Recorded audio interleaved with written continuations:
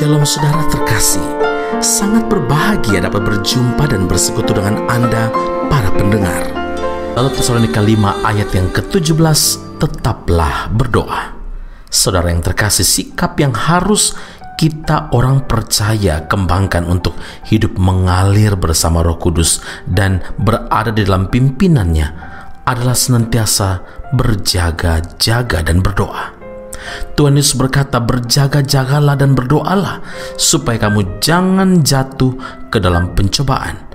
Roh memang penurut, tetapi daging lemah. Matius 26 ayat 41. Rasul Paulus juga menasihati jemaat di Efesus dalam Efesus 6 ayat 18, berdoalah setiap waktu di dalam roh dan berjaga-jagalah di dalam doamu itu dengan permohonan yang tak putus-putusnya untuk segala orang kudus. Hal ini menunjukkan bahwa doa adalah unsur penting dalam kehidupan orang percaya, saudara. Doa yang dalam bahasa Yunani prosyukai memiliki arti mendekat dengan suatu tekad bulat untuk menerima sesuatu dari Tuhan. Suatu hubungan pribadi antara orang percaya dengan Tuhan sebagai wujud dari sebuah keintiman. Yesus sendiri juga telah meninggalkan teladan bagaimana ia membangun keintiman dengan Bapa di sorga. Matius 14 ayat 23, Yesus naik ke atas bukit untuk berdoa seorang diri. Ketika hari sudah malam, ia sendirian di situ. Pagi-pagi benar, waktu hari masih gelap, ia bangun dan pergi keluar. Ia pergi ke tempat yang sunyi dan berdoa di sana. Markus 1 ayat yang ke-35. Itulah sebabnya saat berada di Taman Getsemani, Yesus menegur keras murid-muridnya yang tertidur sementara ia berdoa. Tidakkah kamu sanggup berjaga-jaga 1 jam dengan aku? Saudara, semakin kita bergaul karib dengan Tuhan, maka semakin kita merasakan penyertaan Tuhan yang lebih nyata lagi dalam hidup kita. Langkah kaki kita pun secara otomatis akan diarahkan oleh Roh Kudus kepada ketaatan, kepada penundukan diri, sehingga kita dapat berkata, namun aku hidup, tetapi bukan lagi aku sendiri yang hidup, melainkan Kristus yang hidup di dalam aku. Galatia 2 ayat yang ke-20. Saudara, sungguh di dalam doa itu terkandung kuasa yang adikodrati, yang supranatural, yang memampukan kita untuk melawan pergumulan daging kita. Pertanyaan untuk kita renungkan, sudahkah kita bertekun di dalam doa? Kata bertekun sendiri berarti melakukannya terus-menerus dan penuh dengan kesungguhan.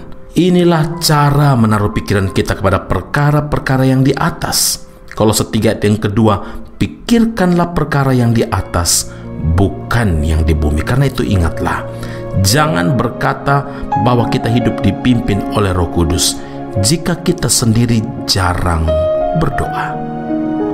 Amin. Mari kita berdoa. Bapa di sorga, kami berterima kasih untuk firman Allah kembali ingatkan kepada setiap kami. Doa adalah nafas hidup setiap orang percaya. Kami menyadari Tuhan bahwa kami tetap memiliki iman yang kuat, iman yang teguh kepada Tuhan, karena kami punya hubungan dengan Tuhan. Kami punya keintiman bersama dengan Tuhan, karena kami yakin Tuhan itulah rahasia kami memperoleh anugerah Tuhan yang Engkau sediakan bagi setiap kami. Bapa, terima kasih untuk karya ajaib yang Tuhan nyatakan dalam kehidupan kami melalui firman-Mu. Engkau bukan hanya mengajar, tapi Engkau meninggalkan teladan yang terpenting bagi kehidupan kami. Hari ini kami semakin menyadari bahwa penyertaan Tuhanlah yang membuat kami dapat mendengarkan kembali suara Tuhan hari ini. Terima kasih Tuhan Yesus.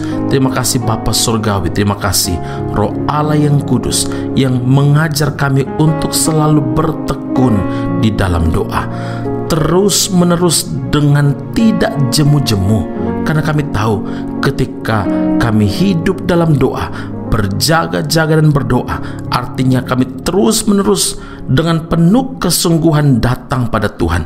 Engkau nyatakan tidak ada perkara yang mustahil bagi Tuhan.